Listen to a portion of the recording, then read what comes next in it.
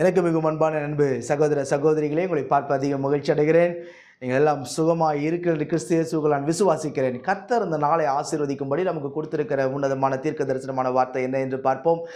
அது 2 நாளாகவும் 6:10. கர்த்தர் சொல்லிய தமது வார்த்தையை நிறைவேற்றினார். கர்த்தர் சொல்லிய தமது வார்த்தையை அவர் நிறைவேற்றினார் என்று சொல்லி இன்றைக்கு இதை பார்க்கிற நீங்கள் யோசித்து கொண்டிருக்கலாம், பிரதர் எவ்வளவோ தீர்க்க தரிசன வார்த்தையை நான் கேட்டுட்டேன், எவ்வளவோ வார்த்தைகளை கேட்டுட்டோம், ஆனால் இன்னைக்கு நிறைய தீர்க்க தரிசனங்கள் என் வாழ்க்கையில் நிறைவேறலையே அப்படின்னு நீங்கள் யோசித்து கொண்டிருக்கலாம். வேதம் சொல்லுகிறது, அவர் நிறைவேற்றுகிற தெய்வமாய் இருக்கிறார். அவர் எந்த ஒரு வார்த்தையை தமது வாயை திறந்து சொன்னாலும் அதை நிறைவேற்றுவார். பிரியமானவர்களே, சகல ஆசீர்வாதங்களும் வேதம் சொல்லுகிறது எப்படி இருக்கிறது? ஆம் என்றும் ஆமென் என்றும் இருக்கிறது. ஒவ்வொரு வாக்கு தத்தத்தையும் கர்த்தர் உங்களுக்காகவும் எனக்காகவும் தான் கொடுத்திருக்கிறார்.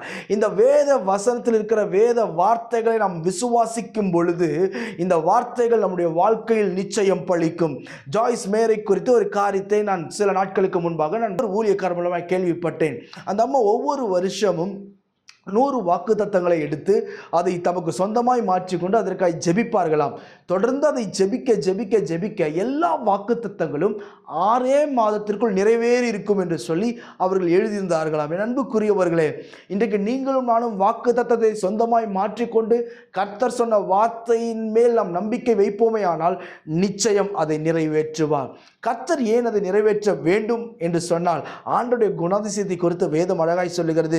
2 தெசலோனிக்கேயர் 3:3 சொல்லுகிறது, கர்த்தரோ உண்மை உள்ளவர், வாக்குத்தத்தம் பண்ணினவர் உண்மை உள்ளவர். பிரியமானவர்களே, ஒருவேளை நீங்களும் நானும் உண்மை இல்லாதவர்களாய் இருக்கலாம், அவர் உண்மை உள்ளவராய் இருக்கிறார்.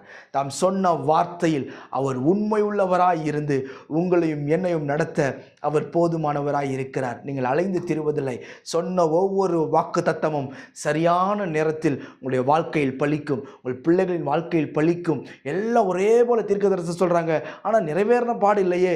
திரும்ப திரும்ப கர்த்தர் தீர்க்கதரிசிகள் மூலமாய் வார்த்தை கொடுக்கிறார் என்று சொன்னால் அதை தாமதிப்பதற்காக அல்ல, நிறைவேற்றுவதற்காகவே. நான் உங்களுக்கு ஜெபிக்கட்டும்.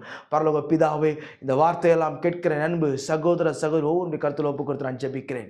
ஒவ்வொரு ஆசீர்வதி சுவாமி, எல்லா வார்த்தைகளையும் கர்த்தர் நிறைவேற்றுவீராக, கனப்படுத்துவீராக.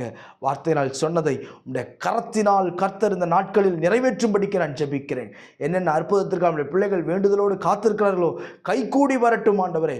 ப்ரொமோஷன் கிடைக்கட்டும், வியாதி படுக்கை மாறட்டும் ஆண்டவரே, கண்ணீரின் சூழ்நிலைகள் மாறட்டும், உடைய பிள்ளைகள் வாழ்ந்திருப்பார்களாக. இயேசுவின் நாமத்தில் ஜெபிக்கிறேன் ஜீவனுள்ள பிதாவே. ஆமென், ஆமென், ஆமென். God bless you.